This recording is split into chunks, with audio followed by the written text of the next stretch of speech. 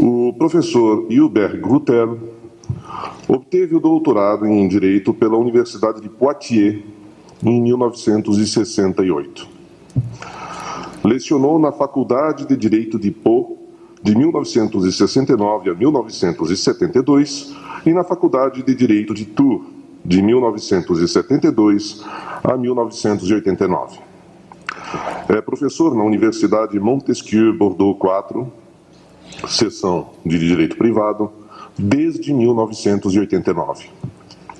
Criou e dirigiu o Instituto de Seguros de Tours de 1972 a 1978 e o Instituto de Seguros de Bordeaux, criado em 1990. É diretor da revista Responsabilité Civile et Assurance desde 1988. Membro de um grupo de experts europeus em seguro automóvel desde 1999. Dentre suas principais obras podemos destacar Les Grands Arrêts du Droit de l'Assurance, em colaboração com o professor Claude Bert, publicado em 1978, Le droit à l'indemnisation des victimes d'un accident de la circulation, publicado em 1987, Le recours des organismes sociaux contre le responsable d'un accident, 1988, e finalmente Le Contrat d'Assurance, a segunda edição publicada pela Dalloz, edição francesa, em 1997, além de anotações ao Código dos Seguros francês, também publicado pela Dalloz. O IBDS, então, tem a honra e o prazer de passar a palavra ao professor Hubert Grutel.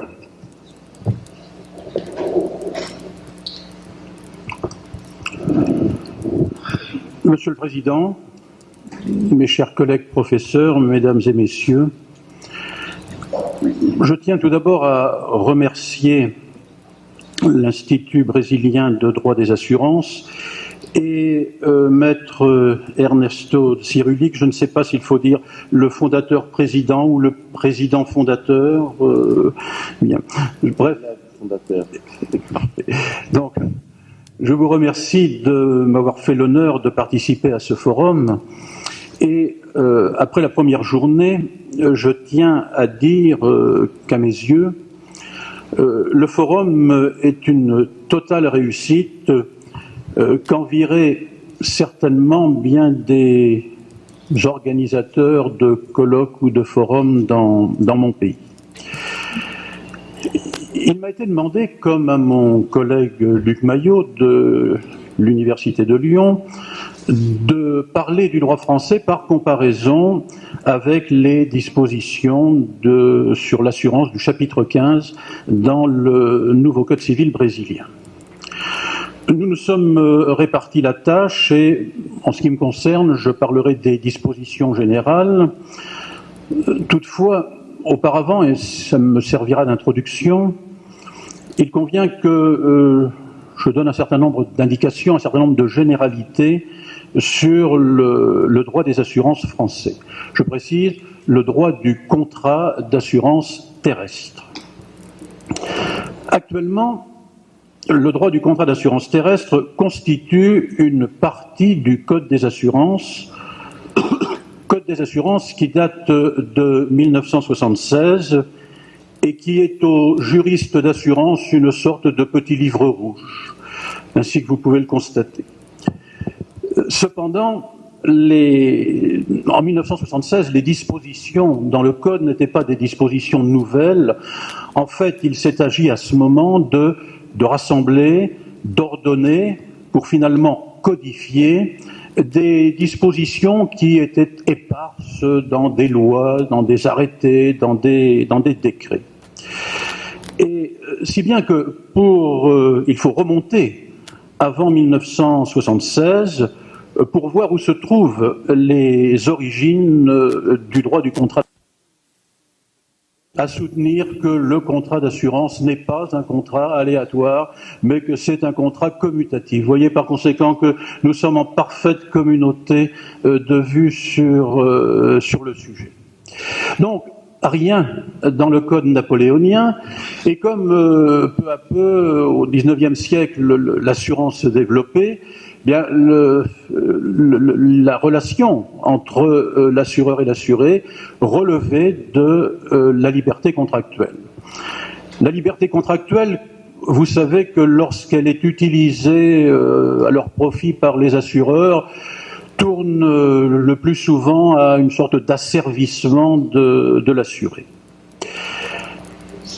Et alors que on ne parlait pas déjà de consommateurs, que l'on ne parlait pas déjà de droit de la consommation, il y a plus de 70 ans, 72 ans très exactement, une loi du 13 juillet 1930 vint réglementer complètement le contrat d'assurance terrestre. Et par la suite, cette loi fut peu modifiée, de sorte que c'est pratiquement la loi de 1930 que l'on retrouve en 1976 dans la partie du code consacrée au contrat d'assurance. Depuis 1976, il convient simplement de signaler une loi du 31 décembre 1989, loi que j'évoquerai à différentes reprises et qui est venue apporter quelques modifications sous l'influence d'un environnement juridique où les droits des consommateurs sont de plus en plus, sinon de mieux en mieux protégés. La caractéristique essentielle du droit du contrat d'assurance terrestre en droit français, c'est d'être d'ordre public. Dès le 2e article du Code, il est édicté que les dispositions concernant le contrat d'assurance terrestre ne peuvent pas être modifiées par la convention des parties, sauf quelques exceptions sur lesquelles je ne m'étends pas. Alors bien entendu, il est possible de déroger si la dérogation va dans un sens favorable à l'assuré. Caractère d'ordre public, donc, de cette réglementation, de cette ancienne loi du 13 juillet 1930, car il fallait alors protéger les assurés. Et cet ordre public que l'on trouve ici, c'est un ordre public de protection. Et comme conséquence logique de ce caractère d'ordre public, bien, la réglementation est très complète, très détaillée, car le législateur a pensé qu'il ne fallait pas laisser à la convention des parties le soin d'organiser les rapports entre elles. Alors, je veux dire que je fus, en lisant le nouveau Code civil brésilien, au chapitre 15, j'ai été étonné, au départ, en constatant que le nombre des dispositions y est beaucoup plus limité que dans le Code des assurances français. Mais ça, c'était mon étonnement jusqu'à hier matin. Je dois dire que maintenant, mon étonnement a disparu, et cela grâce à la remarquable communication de Madame la professeure Martine Costa. Je dois dire qu'elle m'a fourni les clés me permettant enfin, étant sur place, de rentrer dans le chapitre 15 du nouveau Code civil brésilien. Et j'ai eu les explications qui me manquaient. Et hier soir, très rapidement, pour finir de préparer mon exposé, en recherchant, au fond, j'ai constaté que les différences entre les deux droits, elles ont une double explication, une double raison. Première raison, le Code des assurances français forme un tout. Le droit du contrat d'assurance terrestre est détaché du Code civil. Par conséquent, il n'a pas comme en droit brésilien, à s'adapter à une conception plus générale qui est celle du Code civil. Et j'ai entendu hier les termes d'axe central susceptibles d'être complétés par des lois additives. Au contraire, le Code des assurances français doit se suffire à lui-même, il doit être autonome, d'où cette réglementation complexe et détaillée. Voilà pour la première raison.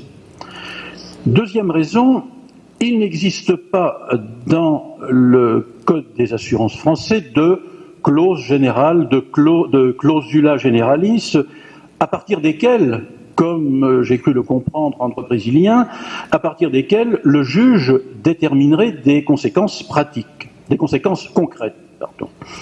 Le juge français est pratiquement dépourvu de liberté. Si une sanction est prévue par la loi, il doit l'appliquer. Si une sanction n'est pas prévue, il ne peut pas l'appliquer. On arrive par conséquent à une application de la loi qui est assez rigide. Et notamment, il n'y a aucune disposition pour poser un principe général de bonne foi. Pourtant, il y a des auteurs qui écrivent, qui ont écrit, qui écrivent encore, que le contrat d'assurance est un contrat de bonne foi. Mais je ne leur ferai pas offense, je l'espère, en disant que ceux qui écrivent cela, ce sont des perroquets qui ont lu les mêmes choses écrites par des perroquets avant eux. C'est-à-dire qu'ils écrivent, ils causent, mais ils ne savent pas exactement de quoi il s'agit.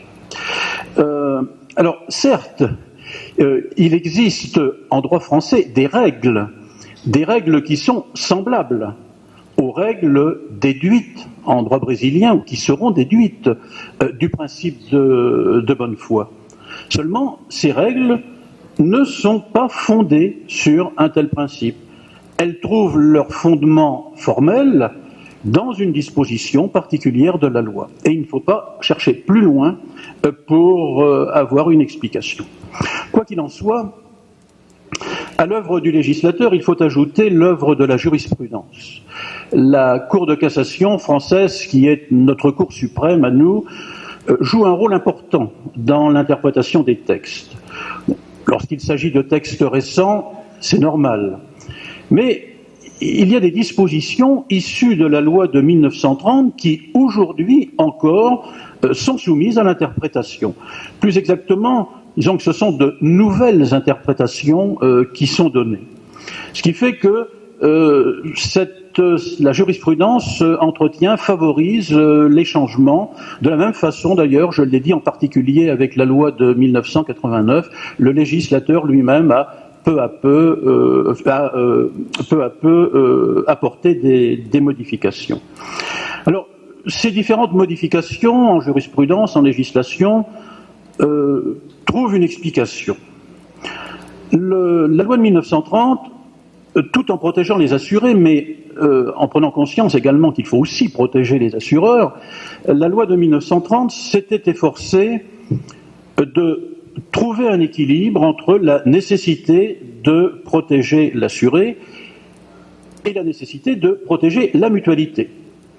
Mais à l'époque, peut-être que la balance avait penché en faveur des assureurs. Je pense que c'est eux qui étaient davantage protégés. C'était le contexte de l'époque. Par contre, aujourd'hui, c'est plutôt la protection des assurés qui tendrait à l'emporter, de sorte que, tant en législation qu'en jurisprudence, on assiste à la recherche d'un nouvel équilibre. Et je vous en montrerai quelques applications au passage. En étudiant un certain nombre de sujets, je ne peux pas tout étudier, le temps m'est compté, comme aux autres orateurs d'ailleurs. Bref, les quelques questions que j'ai retenues, je les ai regroupées autour de deux thèmes.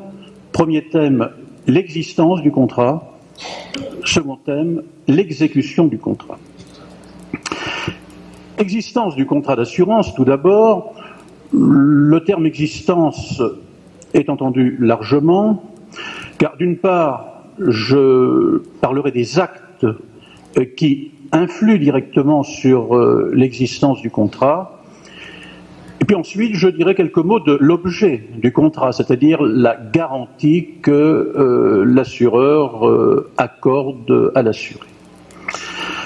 Acte Ce qui influe sur l'existence du contrat, vous les devinez aisément, c'est la conclusion du contrat à une extrémité et à l'autre extrémité son extinction. S'agissant de la conclusion, 3 questions ont retenu mon attention, même si la première est propre au droit français et n'a pas d'équivalent, je veux dire d'équivalent direct dans le nouveau Code civil brésilien. Donc, première question, l'information préalable de l'assuré. Deuxième question, la déclaration du risque par l'assuré. Et enfin, troisième question, le processus de formation de l'accord. Information de l'assuré, tout d'abord, elle a été rendue obligatoire par la loi du 31 décembre 1989. C'est-à-dire qu'avant la souscription, l'assureur doit remettre 2 documents, ce qu'on appelle une fiche d'information, simplement ça indique le montant des primes, et puis une notice d'information. Notice qui doit indiquer, alors que je le répète, on est avant la conclusion du contrat, qui doit indiquer les garanties, indiquer précisément les garanties qui sont dans le contrat. Alors le législateur, bien sûr, a voulu, avec cette information, que l'assuré sache bien ce qu'il va acheter. Malheureusement, les règles qui accompagnent cette obligation sont très mal faites et, pour résumer, je dirais que les assureurs ne respectent pas beaucoup cette obligation d'information, mais comme la loi n'a prévu aucune sanction et que le juge ne peut pas lui-même inventer des sanctions, inutile de dire que cette obligation d'information, je le répète, est un peu lettre morte. Alors que, je pense, on peut arriver, mais beaucoup plus efficacement, au même résultat, grâce au principe de bonne foi appliqué à l'assureur, c'est ce que j'ai cru comprendre hier. Deuxième question, la déclaration du risque par l'assuré. J'évoquerai les modalités de la déclaration, puis les sanctions lorsque il y a un manquement. Modalité de la déclaration, je commence par le droit français, si vous me le permettez, pour dire qu'il a connu une évolution. À l'origine, lorsque la Cour de cassation interpréta les dispositions de la loi de 1930, elle vit dans cette loi l'obligation faite à l'assuré de déclarer spontanément tous les éléments pouvant influer sur l'appréciation de l'assureur. Donc, principe de déclaration spontanée. Principe qui, à l'état pur, ne peut pas fonctionner, parce que l'assuré ne sait pas ce qu'il faut déclarer, la plupart du temps. Donc ça aurait pu traîner en longueur. Alors, les assureurs avaient introduit la pratique du questionnaire, mais le principe de déclaration spontanée restait à l'arrière-plan. Et la conséquence en était, c'était très grave pour l'assuré, la conséquence en était que si le questionnaire était incomplet, l'assuré devait spontanément le compléter. Et généralement, comme l'assureur lui-même n'avait pas fait un questionnaire complet, c'est vraiment que ça concernait des circonstances très particulières qui pouvaient légitimement échapper à l'assuré. Donc c'était un régime sévère, mais c'était la loi de 1930. En revanche, la loi du 31 décembre 1989 est venue améliorer considérablement la situation de l'assuré, car maintenant, c'est très simple, l'assuré a seulement l'obligation de répondre exactement aux questions qui lui sont posées. Le questionnaire est fermé.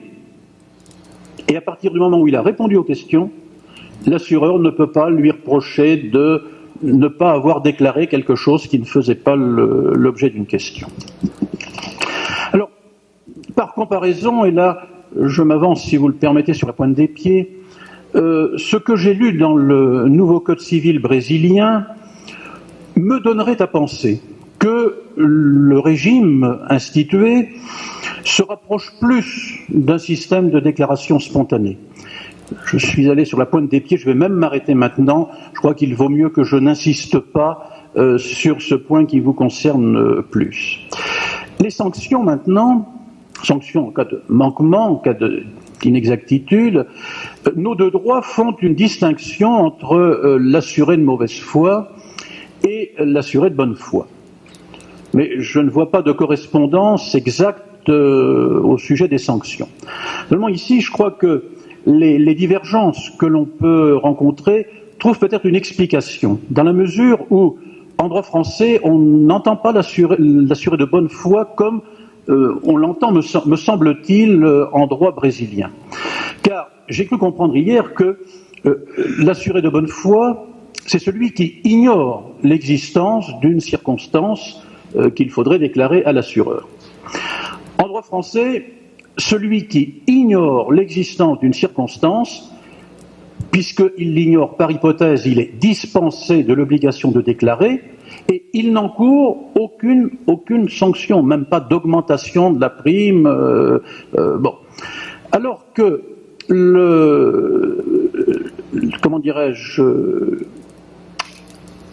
notre assuré de bonne foi, à nous, est quelqu'un qui connaît l'existence d'une circonstance aggravante, par exemple, mais qui n'en mesure pas la portée. C'est-à-dire qu'il ne déclare pas, il ne répond pas, mais il ne se rend pas compte de l'importance que cela peut avoir. Il n'a pas l'intention de tromper l'assureur. Alors que l'assuré de mauvaise foi, c'est celui qui répond inexactement, mais avec l'intention de tromper l'assureur pour payer le plus souvent une prime moins élevée. Alors, en droit français, pour l'assuré de mauvaise foi, la sanction, c'est la nullité du contrat, lequel, par conséquent, va disparaître rétroactivement et il n'y aura plus de contrat. L'article 766 du nouveau Code civil brésilien dispose que l'assuré perdra le droit à la garantie. Je me suis longuement interrogé sur le sens de cette formule. Je suppose, parce que j'ai pu entendre hier, mais peut-être qu'on me détrompera, je suppose que c'est l'équivalent de la nullité du droit français. Lorsque l'assuré est de bonne foi, maintenant, le droit français, comme le droit brésilien, autorise l'assureur à résilier le contrat. Mais pour le reste, alors, je vois des différences. Le droit français, en dehors de la résiliation, envisage deux types de conséquences.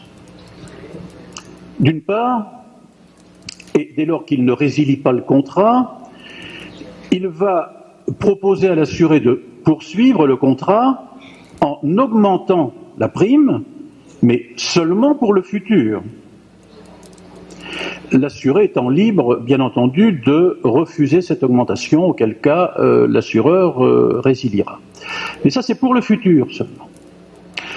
Pour ce qui est du passé, si avant que l'assureur découvre l'inexactitude, il y a eu un sinistre, là, l'assureur sera fondé à appliquer une réduction proportionnelle de l'indemnité de sinistre.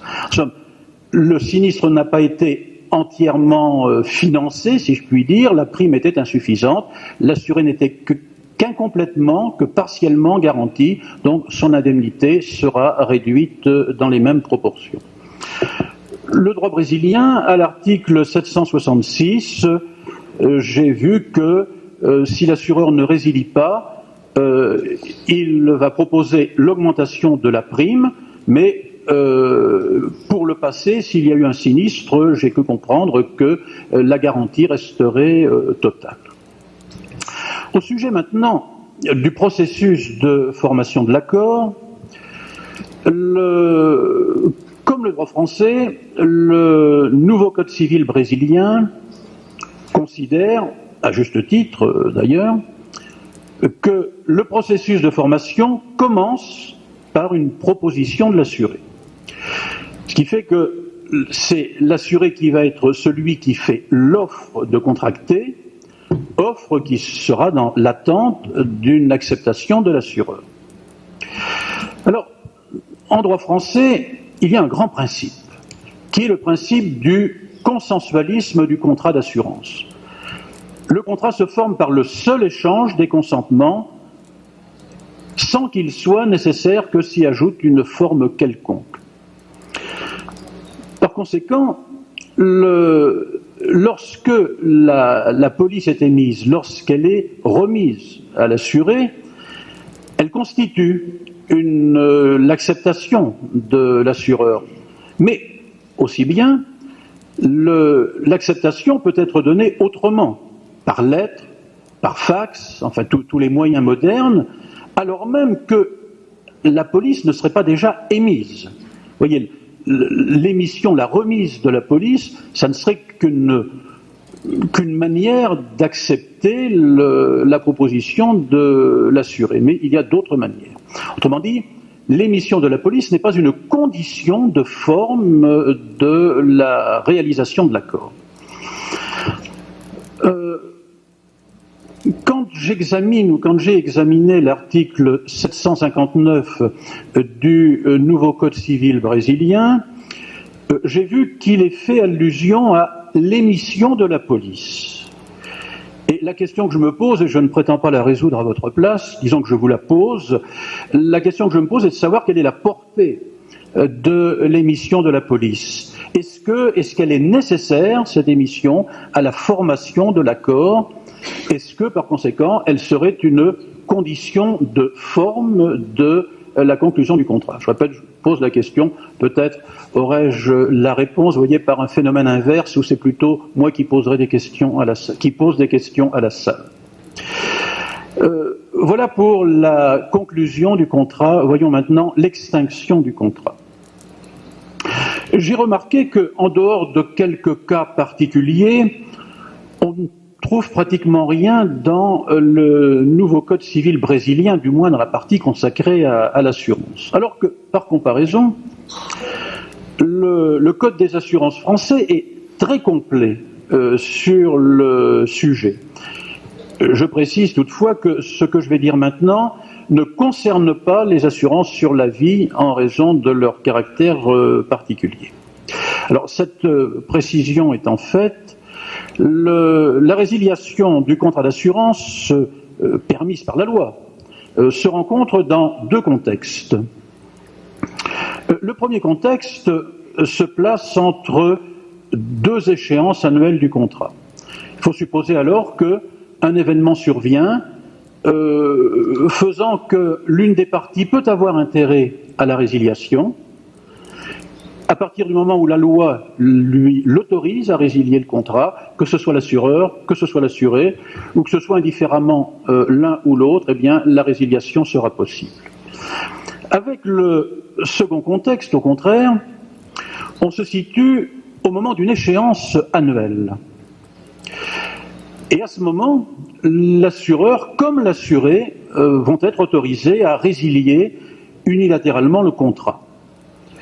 Alors, théoriquement, les deux parties se voient accorder cette faculté. En fait, c'est plutôt l'assuré qui a intérêt à pouvoir, voyez, à certaines époques, résilier le contrat. Et ici, on trouve une belle illustration du basculement qui s'est opéré de 1930 à 1989 quant à l'intérêt, à la protection de l'assureur et à celle de l'assuré. En 1930, c'est plutôt l'intérêt de l'assureur, l'intérêt de la mutualité qui avait été pris en considération. L'intérêt de la mutualité, c'est de pouvoir conserver le plus longtemps possible un bon risque. Ça permet une meilleure sélection, un meilleur étalement dans le temps de la sélection des risques. Pour cette raison, la loi de 1930 autorisait seulement à résilier tous les 10 ans. Mais les assurés ne s'insurgeaient pas. Et puis, peu à peu, cette fidélité spontanée à l'assureur, puisque les assurés trouvaient que c'était très bien, cette fidélité spontanée s'est transformée en fidélité imposée donc pesante. les assurés aujourd'hui sont sollicités de toutes parts par la concurrence. Ils n'ont qu'une hâte, c'est de courir d'un assureur à l'autre. Et pour cette raison d'ailleurs, alors qu'auparavant la porte était quasiment fermée, aujourd'hui la porte est largement ouverte puisque la loi du 31 décembre 1989, sauf exception pour les risques professionnels, la loi autorise désormais la résiliation annuelle du contrat. La garantie accordée par l'assureur, maintenant, vous savez comme moi qu'il ne suffit pas qu'un sinistre se produise, qu'un risque se réalise, il faut que ça corresponde au contenu de la garantie. Alors, en droit français, quand il s'agit d'assurance obligatoire, la plupart du temps, c'est la loi elle-même qui détermine l'étendue de la garantie. Dans les autres assurances, au contraire, cela relève de la liberté contractuelle. Sous réserve, bien entendu, que la clause ne soit pas considérée comme abusive au sens de la réglementation sur le sujet. Alors, au nom de cette liberté du contenu, l'assureur va introduire des exclusions de garantie dans les conditions générales de ces polices. Alors, sur ce point, la loi se veut très protectrice des assurés de deux manières. Elle veut que les assurés voient les exclusions dans leur police d'assurance et elle veut qu'ils les comprennent. Ce à quoi je pense, pour ce qui est de la compréhension, on peut sans doute arriver au même résultat en droit brésilien avec le principe de bonne foi. Mais en droit français, ce sont des textes qui l'ont prévu. Alors, pour que l'assuré voie l'exclusion, bien, la loi dit il faut que les exclusions soient en caractère très apparent. En d'autres termes, quand l'assuré ouvre sa police, à la page où sont les exclusions, ça doit lui sauter aux yeux, comme l'on dit. Il faut ensuite que l'assuré comprenne l'exclusion. Là encore, il y a un texte. Il est dit que les exclusions doivent être limitées. Alors, immédiatement et à contrario, on dit il ne faut pas qu'elles soient générales. La Cour de cassation est allée plus loin et elle dit que le législateur veut que la portée ou l'étendue de l'exclusion soit nette, précise, sans incertitude, pour que l'assuré sache exactement dans quel cas et dans quelles conditions il n'est pas garanti. Et à partir du moment où une clause d'exclusion, et la Cour de cassation veille, elle est très, très rigoureuse, très sévère à l'égard des assureurs, à partir du moment où une clause n'est pas considérée comme limitée au sens de la loi, eh bien, elle ne sera pas applicable, elle sera considérée comme nulle. Voilà pour la première partie consacrée à j'ai déjà oublié mon titre, à l'existence du contrat d'assurance. Je voudrais maintenant, je vais essayer de tenir les temps, Monsieur le Président, parler de l'exécution du contrat. Alors, avant toute autre chose, je voudrais signaler, mais j'ai eu une explication hier. Dans le chapitre 15, je n'ai pas vu de délai de prescription concernant les actions relatives au contrat d'assurance. Alors que nous avons, en droit français, une prescription particulière, qui n'est pas celle du droit commun, particulière aux actions entre assurés et assureurs et qui dérive du contrat d'assurance. C'est une prescription de 2 ans. Or, j'ai entendu hier que la prescription de droit commun, si j'ai bien compris, dans le nouveau code civil brésilien, est de 3 ans, c'est cela ? Oui.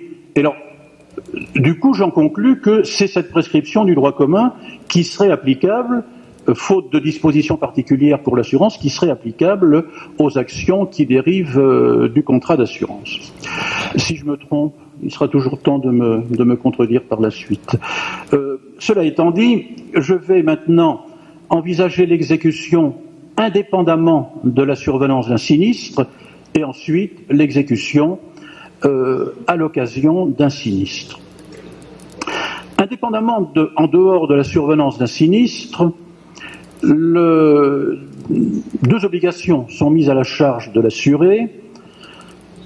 Obligation de déclarer l'aggravation du risque, obligation de payer la prime. Aggravation du risque, tout d'abord, en droit français, l'assuré est obligé de déclarer les circonstances qui aggravent le risque. Et pour cela, il dispose d'un délai de 15 jours à compter du moment où il a connaissance de cette circonstance. Sa déclaration devant être faite par lettre recommandée. Et à partir du moment où il a déclaré l'aggravation, il est en règle et, au moins provisoirement, il est garanti pour la nouvelle situation. Tout dépendra ensuite de l'option retenue par l'assureur. Il pourra résilier le contrat, mais il pourra poursuivre le contrat en proposant d'augmenter la prime. Par comparaison, l'article 769 du nouveau Code civil brésilien ne laisse pas de délai à l'assuré pour déclarer. Il est dit que c'est dès qu'il le sait. Et d'autre part, le même texte n'évoque pas la résiliation. Mais au fond, comme cette résiliation n'est qu'une simple faculté, même si ce n'est pas écrit, je pense que l'assureur peut effectivement proposer de poursuivre le contrat en augmentant la prime. Au sujet des sanctions, maintenant, le Code civil brésilien, lorsqu'il s'agit de l'assuré de mauvaise foi, prévoit la perte du droit à la garantie. C'est comme pour l'assuré de mauvaise foi lors de la déclaration initiale. Pour l'assuré de bonne foi, je n'ai rien vu, mais je pense également par analogie avec la conclusion du contrat, je pense que la prime sera augmentée par la suite. Alors au sujet des sanctions en droit français, maintenant, la loi de 1930 n'en avait pas prévu. Alors, vous allez me mettre en contradiction avec ce que j'ai dit précédemment, car j'ai dit si la loi n'a pas prévu de sanctions, le juge ne peut pas en appliquer, sauf s'il peut aller en chercher dans un autre texte par analogie. Et de fait, la jurisprudence appliqua par analogie les sanctions qui étaient prévues pour la déclaration initiale inexacte, donc en distinguant entre assuré de bonne foi et assuré de mauvaise foi. La loi de 1989, en revanche, a introduit dans le Code des assurances, croyant bien faire, une sanction de la déclaration tardive. Mais la loi est tellement mal faite, la sanction est tellement inadaptée que la Cour de cassation ne l'applique pas. Elle continue d'appliquer la sanction ancienne. Là, vous voyez, face à une loi mal faite, il y a une sorte d'insurrection du juge. Et je crois que, en l'occurrence, c'est très bien ainsi. Deuxième obligation, le paiement de la prime. Ce qui est important, bien entendu, c'est la sanction lorsque l'assuré n'a pas payé. Alors, si vous me permettez l'expression, et à première lecture du nouveau Code civil brésilien, je me suis dit, mais voici tout de même un droit qui est bien expéditif, puisqu'il applique de manière rigoureuse le principe d'inexécution, et si je voulais, en somme, réécrire la loi en termes populaires, je dirais, tu n'as pas payé, tu n'es pas garanti. Pratiquement, c'est à cela que reviendrait le texte. Si ce n'est que j'ai entendu hier que grâce au principe de bonne foi et en tenant compte notamment des délais que dans le passé l'assureur avait pu consentir, finalement que grâce à grâce à ce principe de bonne foi, finalement, ça ne serait pas aussi sévère la sanction que cela paraît au départ. Le droit français, lui, alors tout est écrit, et il est d'une infinie patience avec l'assuré. Voici comment ça se passe. L'échéance de la prime arrive, si l'assuré n'a pas payé, l'assureur ne peut rien faire. Il doit laisser un délai de 10 jours. Puis au bout de 10 jours, mais il peut attendre encore plus, il va envoyer une mise en demeure de paiement. Et il ne va toujours rien se passer. Il va s'écouler un délai de 30 jours. Et c'est seulement au bout de 30 jours, et si la prime n'est toujours pas payée, que la garantie sera suspendue. Donc là, les sinistres ne seront pas payés, étant entendu que la garantie peut toujours être remise en vigueur, notamment par le paiement de la prime arriérée. Je le répète, cela ne concerne pas les assurances sur la vie dont vous parlera mon collègue Luc Maillot cet après-midi. Voilà pour l'exécution en dehors d'un sinistre. Exécution à la suite d'un sinistre. Une obligation pèse sur l'assuré, c'est celle de déclarer le sinistre. Et les deux droits, brésiliens et français, consacrent des dispositions à cette obligation. Je commence par le nouveau Code civil brésilien. Il met l'obligation à la charge de l'assuré de déclarer le sinistre dès qu'il en a connaissance. Et cela sous peine de perdre 5 minutes, je sais, monsieur le Président, j'ai ma montre sous les yeux, et je finirai à 4 minutes 30 secondes, vous verrez. Bref, que disais-je ? Il faut déclarer le sinistre dès que l'assuré en a connaissance.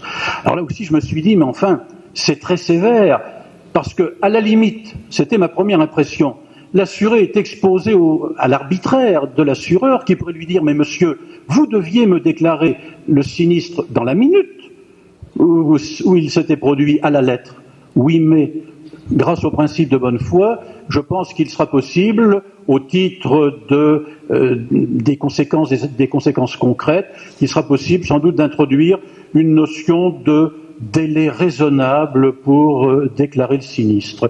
Et finalement, ce sera peut-être plus souple qu'en droit français. En droit français, il y a un délai. Il y a 5 jours à partir du moment où l'assuré a connaissance du sinistre. Délai qui peut être prolongé d'un commun accord. Alors, s'agissant de la sanction, dans la loi de 1930, c'était sévère.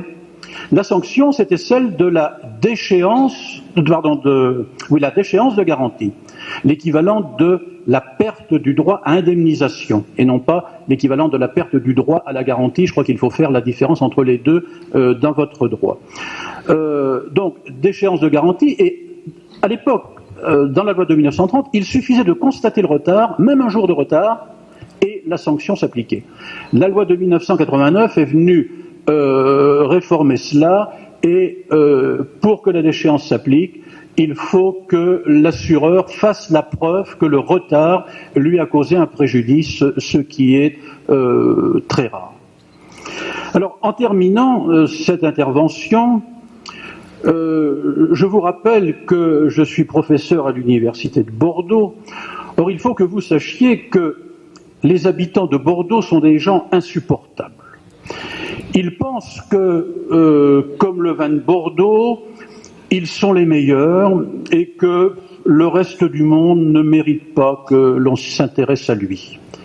Alors, si j'étais comme eux, moi je précise que je ne suis pas né à Bordeaux, mais si j'étais comme eux, je penserais que le Code des assurances français est le meilleur du monde. Mais je ne suis pas comme eux, je sais m'intéresser aux autres, alors je voudrais vous dire ceci. On fait de très bons vins ailleurs qu'à Bordeaux. Et sachez que grâce à vous et en venant ici, j'ai découvert le nouveau Code civil brésilien Il a été pour moi l'occasion d'enrichir mon expérience. Alors, je dirais, en rentrant en France, je dirais aux Français, sachez que à 10 000 kilomètres de la France, au Brésil, on fait aussi du très, très bon droit des assurances. Je vous remercie.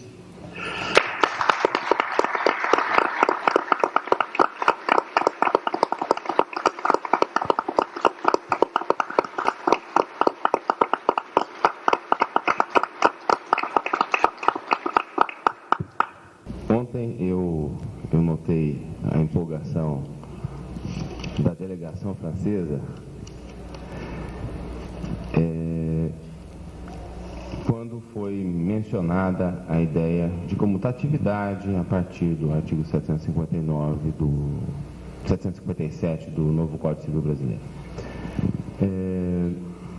Hoje o senhor iniciou sua palestra mencionando ser uma das 3 aves raras na França, aliás, 2 das aves raras na França, que sustentam essa ideia. Eu gostaria de conhecer, e eu acho que é importante para nós que estamos com um código que veio nesse sentido, me parece inquestionável que é essa a própria ideia, essa doutrina de quem fez o substitutivo, inclusive,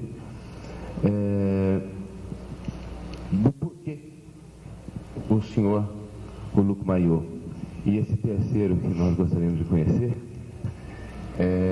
consideram o contrato comutativo, enfim, não obstante a hegemônica doutrina francesa e a disposição expressa do Código de 1804. Bon, la réponse est... Je crois que la réponse est très simple, elle tient en une phrase. D'ailleurs, le petit livre sur le contrat d'assurance où j'ai développé cette idée, je crois que ça tient en quelques lignes. C'est-à-dire simplement, on a deux obligations certaines, existantes, réelles à un moment donné. L'assuré s'engage à payer la prime et l'assureur s'engage à lui fournir une garantie. La garantie, elle existe. Elle est prête, je dirais, à fonctionner lorsqu'un sinistre se produit. C'est quelque chose qui existe. Ça ne dépend pas du hasard, l'existence de la garantie. Ce qui est aléatoire, c'est l'événement qui fait l'objet de l'assurance, mais ça ne peut pas être considéré comme un caractère du contrat lui-même. C'est tout. Je crois que je ne sais pas si Luc Mayot fait exactement la même analyse pour arriver au même résultat, mais ça me paraît aussi simple que cela. Mais vous savez, dans la doctrine française, à une certaine époque, il y a eu 2 grands auteurs et qui avaient des idées fort intéressantes, mais ça finit par tourner à l'impérialisme, si vous le voulez. Et ils ont fini par imposer leurs idées, qui n'étaient peut-être pas toutes exactes. Et comme je l'ai dit, il y en a qui ont écrit, réécrit ce que les grands maîtres du siècle dernier avaient écrit, jusqu'à ce que, à quelques jeunes et moins jeunes, mais je fus jeune à l'époque où je m'insurgeais, nous secouions un petit peu le cocotier, comme on dit, pour peut-être mettre un peu à mal toutes ces idées reçues et parfois trop bien reçues. Je crois que voilà l'explication. Bon. Perfeito. O senhor mencionou como justificativo o fato de existirem desde o início de vigência do contrato ambas as prestações, a garantia, a de prestar a garantia e a de pagar o prêmio. Então são prestações certas. Agora, e quanto à equivalência entre essas prestações? Seria um outro fundamento ou não?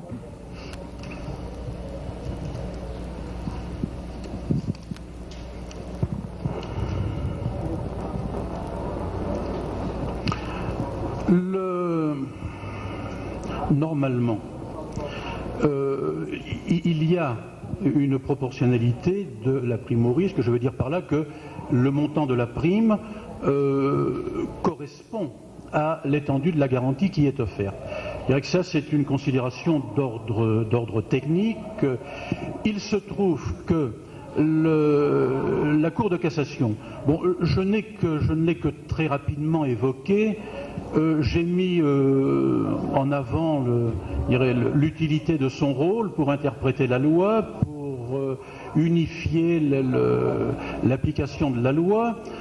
Je dois dire qu'il est arrivé qu'à certaines époques, la Cour de cassation s'écarte de ces préoccupations techniques absolument indispensables pour que l'assurance fonctionne bien.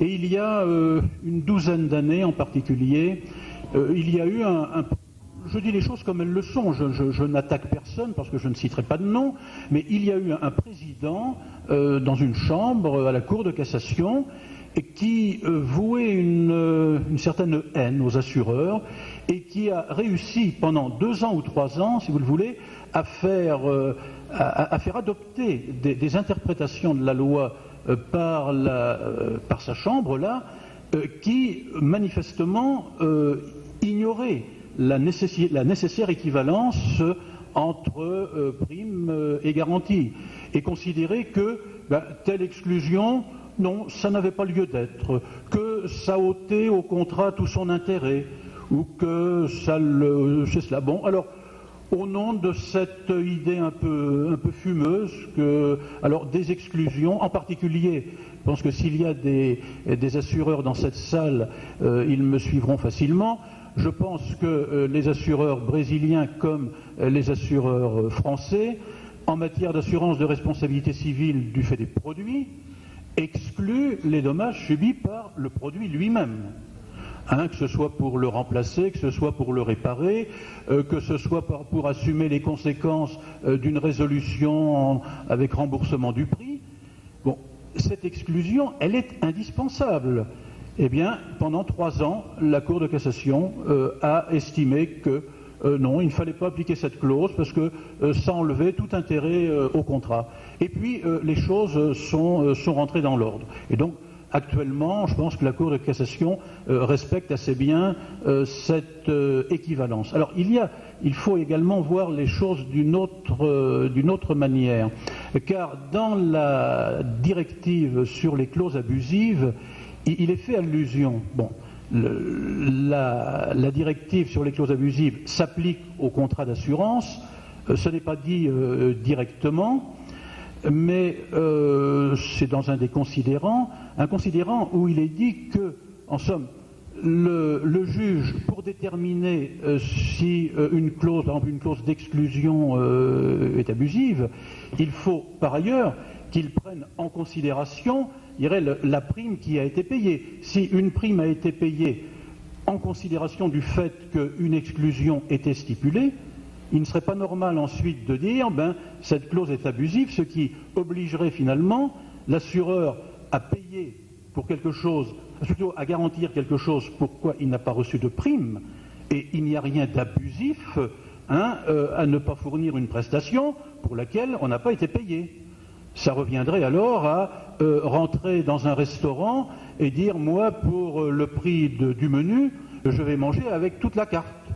Donc de ce point de vue, cette directive européenne a bien mis comment dirais-je, l'attention justement sur le respect de l'équivalence entre les prestations. Merci. Eu indago à mesa. Alessandro Ottaviani, por favor. Professor, minha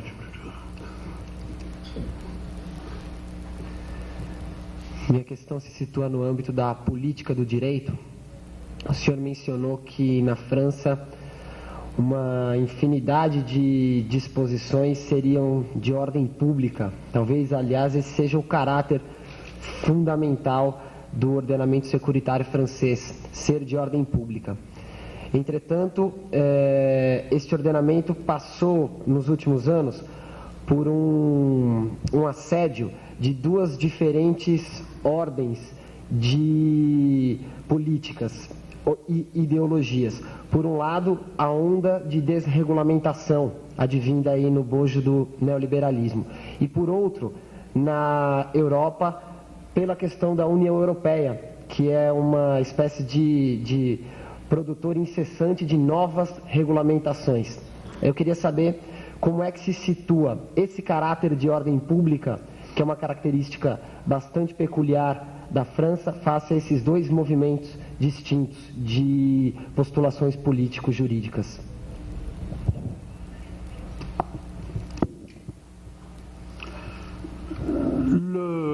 Je n'ai pas constaté que ce que vous appelez la vague de déréglementation ait eu une incidence quelconque sur le contenu du Code des assurances au sujet du contrat. Quant à l'incidence, quant à l'Union européenne, vous me rappelez des souvenirs, car en 1973, ça fait bientôt 30 ans, dans un colloque international, j'avais eu à faire un rapport sur harmonisation des législations sur le contrat d'assurance et ordre public. C'était à une époque où on pensait encore que une directive pourrait harmoniser les différentes législations sur le contrat d'assurance.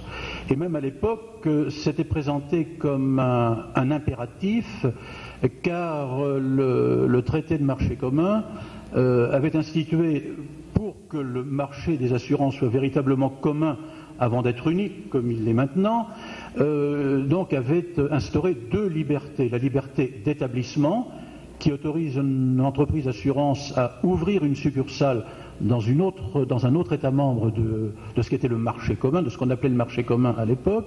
Et puis, deuxième liberté, la liberté de prestation de service, qui permet à un assureur établi dans un État d'assurer des risques dans un autre État membre.